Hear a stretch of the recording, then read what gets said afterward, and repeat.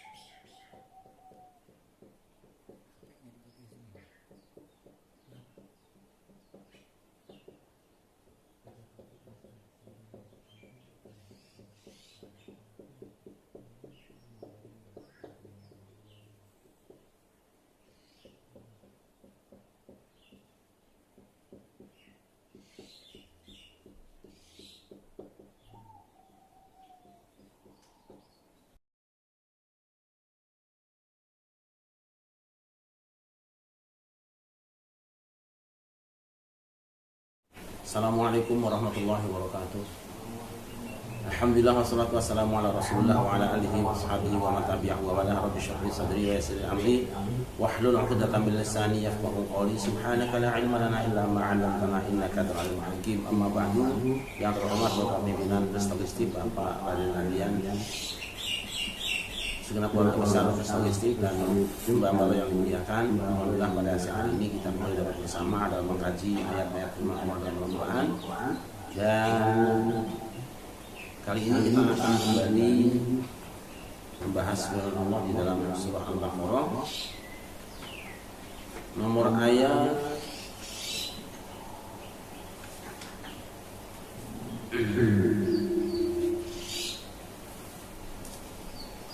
221.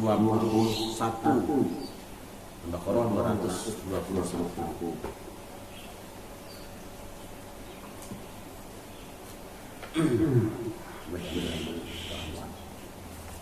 A'udzubillahi minasyaitonir rajim. Bismillahirrahmanirrahim.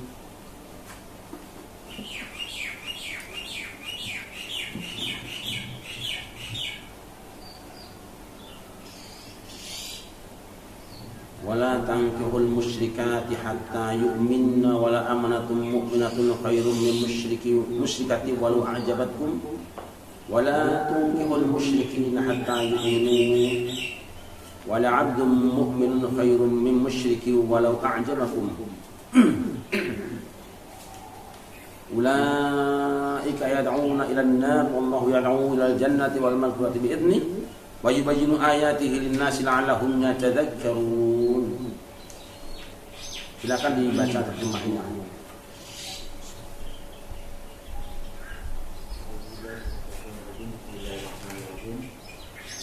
Dan janganlah kamu nikahi perempuan itu sebelum mereka beriman. Sungguh hamba sahaya yang beriman lebih baik daripada perempuan itu, meskipun dia menarik hatinya. Dan janganlah kamu nikahkan orang laki-laki musyrik dengan perempuan yang beriman sebelum mereka beriman. Sungguh hamba sahaya laki-laki yang beriman lebih baik daripada laki-laki yang musyrik, meskipun dia menarik hatinya.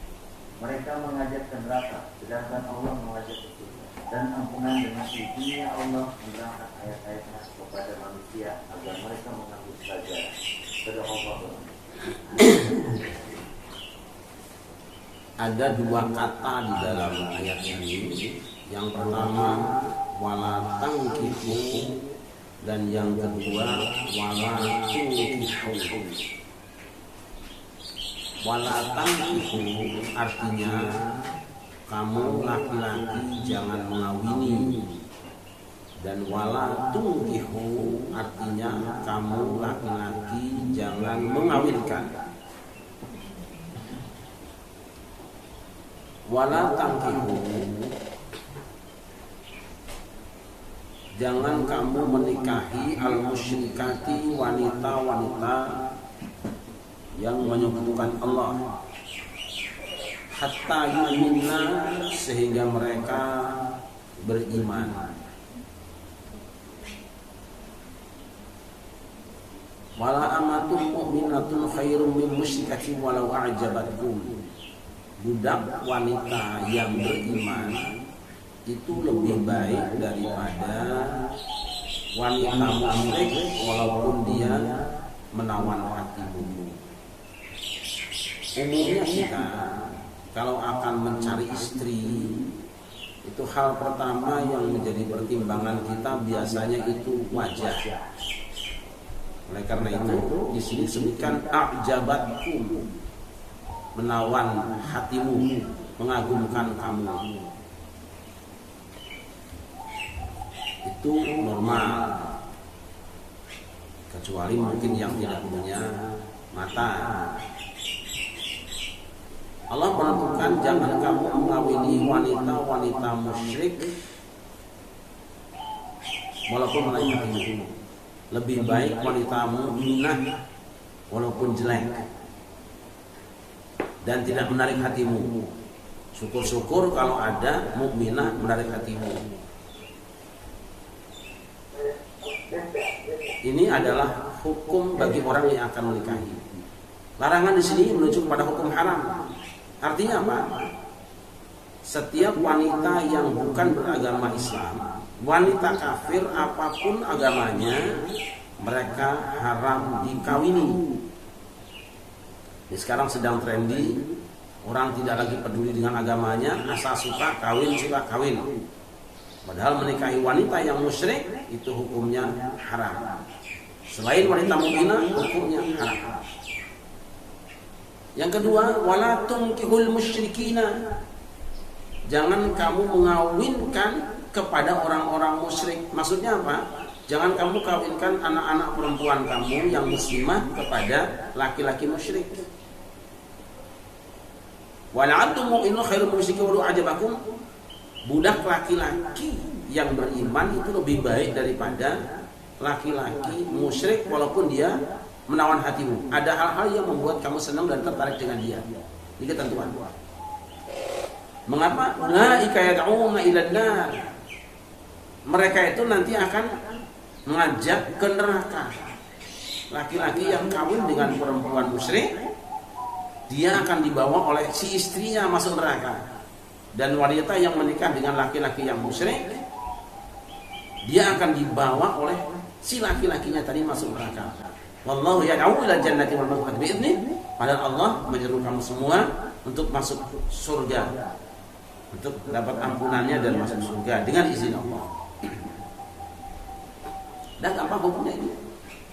Indonesia punya ketentuan. Dan itu sudah sesuai dengan syariat Islam. Laki-laki muslim dengan wanita muslimah kawin tempatnya di KUA. Wanita atau laki-laki non muslim dengan wanita non muslim kawinnya bukan di KUA tapi di catatan sipil. Sudah dipisahkan. Sudah ada aturannya. Negara telah memberikan peraturan tidak dibenarkan laki-laki yang muslim menikah dengan yang non muslimah, yang kafirah, yang musyrikah. Sebaliknya juga yang wanita muslimah tidak boleh menikah dengan laki-laki kafirah. Pokoknya muslim dengan muslimah, kafir dengan kafirah masing-masing punya tempatnya. Muslim dengan muslimah tempatnya di KUA, kafir dengan kafirah tempatnya di catatan sipil. Lalu ada orang yang memaksakan diri untuk menikah dengan non-muslim. Itu di mana kawinnya? Mereka kawinnya bukan di KUA, bukan juga di catatan sipil, mungkin disiapkan tersendiri di sekitar Ragunan di situ tempatnya itu. Karena itu ketentuan hukumnya jelas, menikah dengan non-muslim itu haram. Ini menurut asalnya. Tetapi ada ayat yang mengatakan wal muhsanatu minal ladzina utul kitab. Boleh laki-laki muslim menikahi muhsanat dari ahlul kitab. Nah, kita tahu ahlul kitab itu siapa sih? Kita buat hukum asal dulu. Hukum asal tidak boleh menikahi musyrikah dan tidak boleh menikah dengan musyrik. Setiap yang musyrik, kafir itu haram buat seorang muslim, laki atau perempuan. Tetapi ada ayat khusus. Jadi sekarang ada haram menikahi musyrik atau musyrikah. Sama, tidak boleh. Menikahkan anak perempuan dengan musyrik tidak boleh, menikahi perempuan musyrikah juga tidak boleh. Tetapi ada ayat wal muhsanatu minal ladzina utul kitab.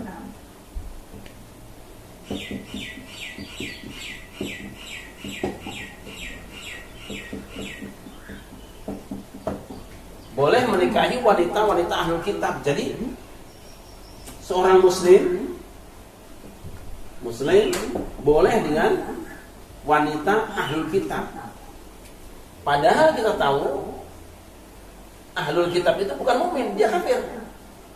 Siapa ahlul kitab? Mereka adalah al-Yahudiyah wan Nasraniyah.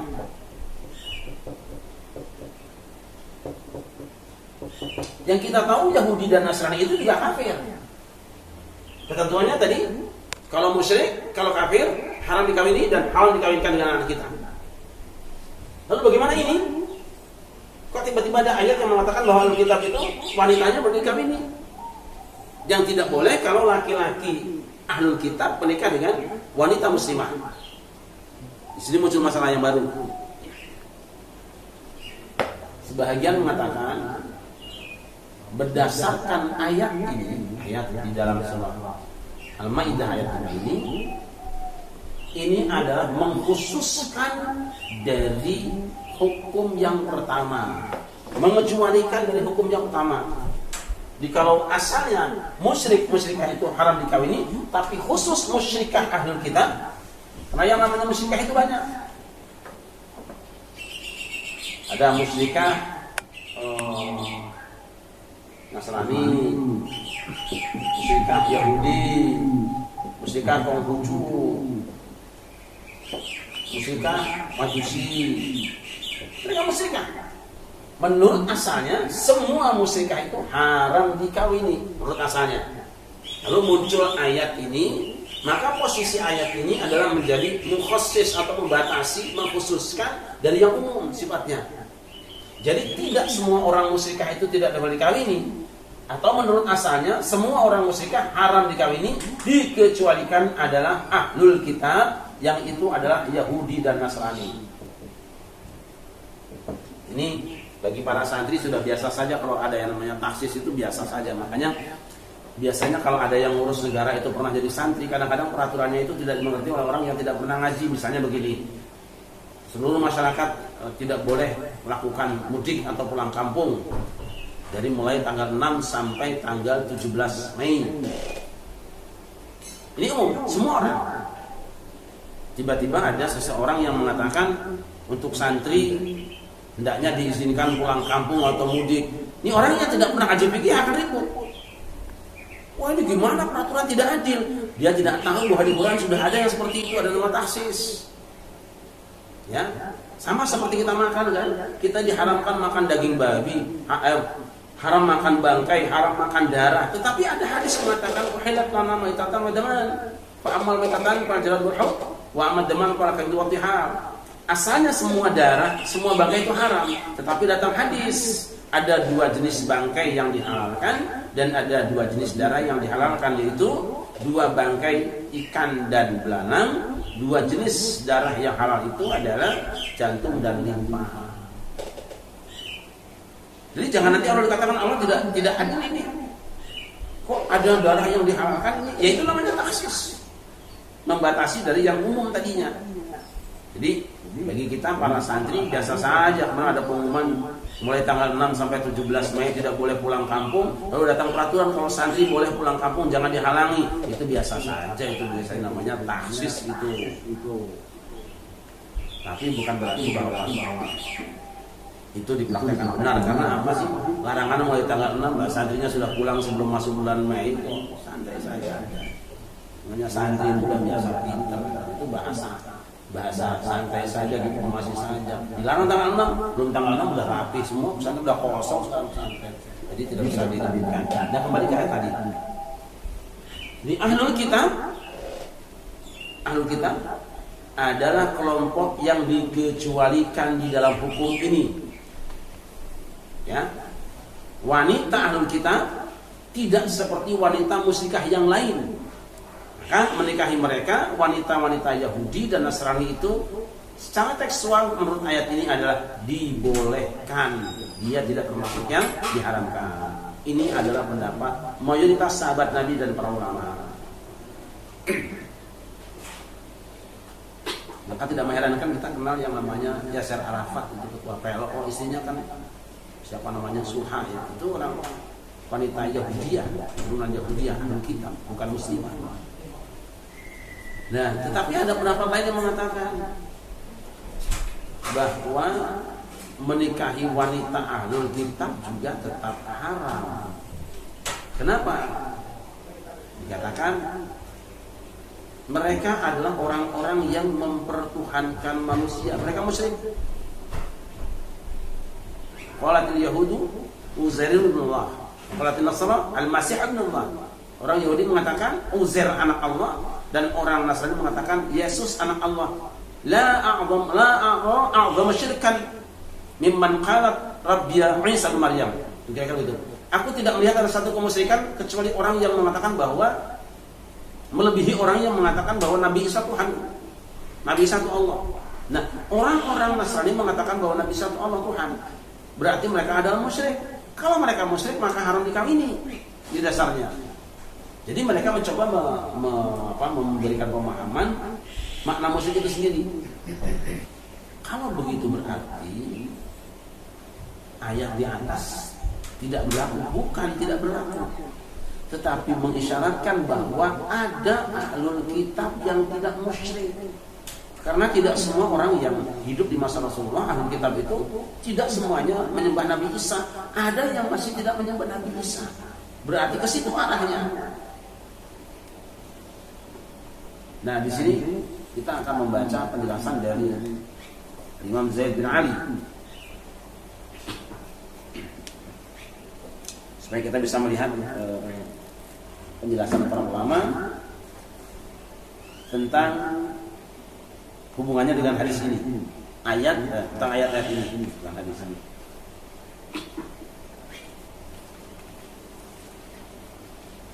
Kita baca di dalam kitab Musnadul Imam Zaid bin Ali bin Husain bin Ali bin Abi Thalib pada halaman 276.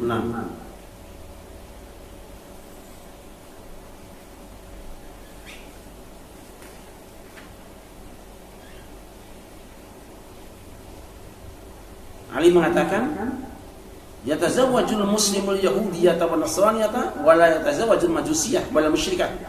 Wa karira radhiyallahu anhu nikah al-harbi wa nasara arab maqala alaihi subhanahu wa kitabin.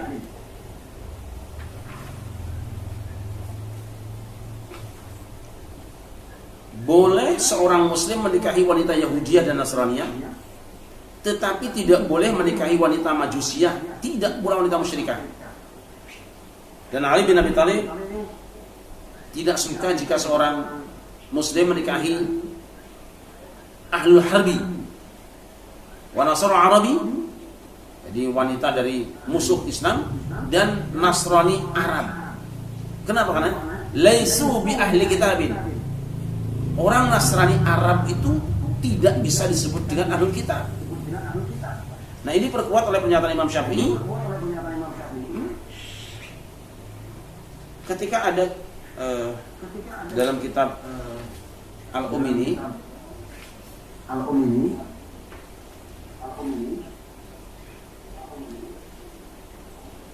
Dikatakan laisa nasru Arab bi ahli kitab innama ahli kitab Banu Israil walladzina ja'atuhum Taurat wal Injil wa amma man dakhala fi minan nas falaysu minhum. Nasrani Arab itu tidak bisa disebut dengan ahli kitab. Yang disebut ahli kitab itu hanya Banu Israil. Teksnya begini.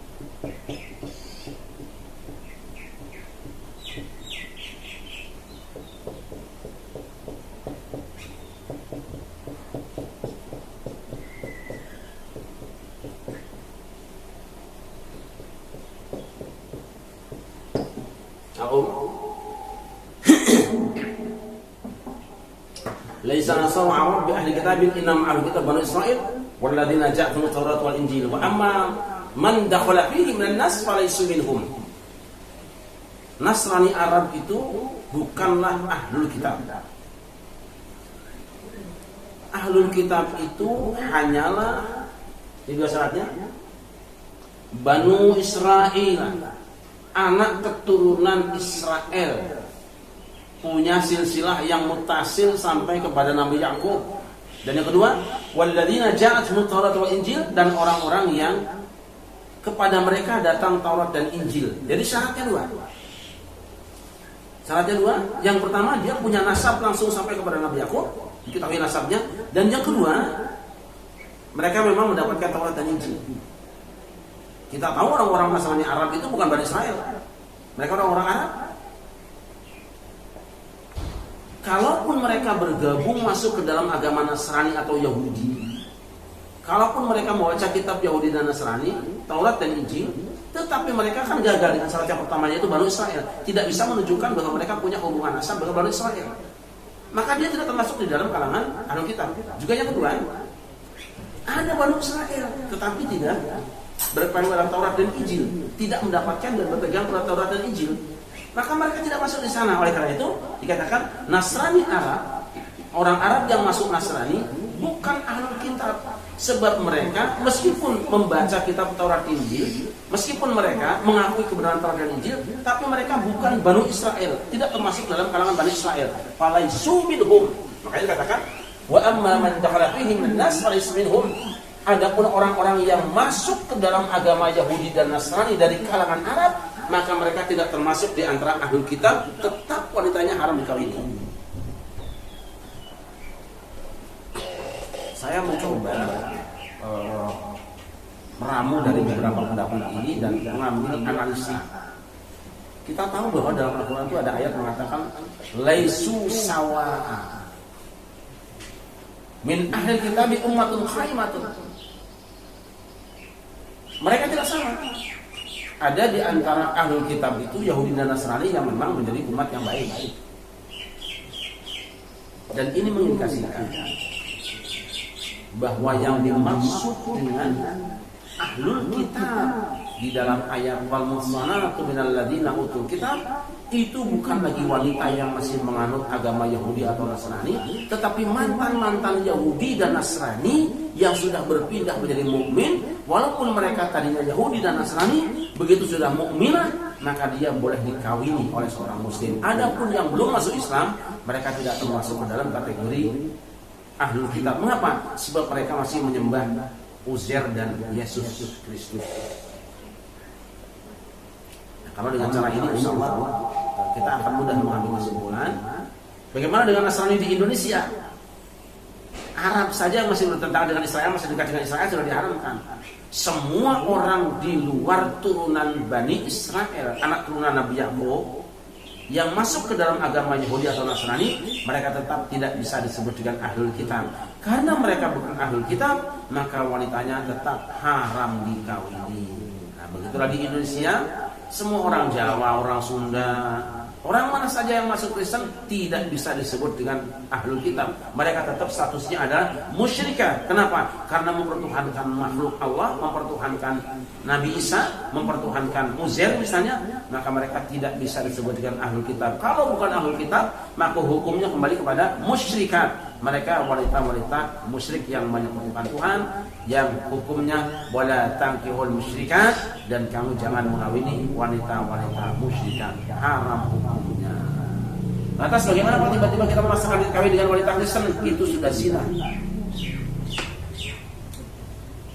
Bagaimana dengan wanita yang menikah dengan laki-laki Kristen? Itu juga zina. Kan selama berumah tangga mereka menanggung dosa yang sangat besar. Ini kalau kita kembali kepada pemahaman yang barusan saya sampaikan. Tapi tentu kita tidak akan langsung mengatakan mereka menjadi kafir atau menjadi zina, karena memang ada pendapat yang mengatakan boleh menikah dengan wanita ahlul kitab meskipun pemahaman ahlul kitab mereka itu tidak sesuai dengan Al-Quran dan Sunnah.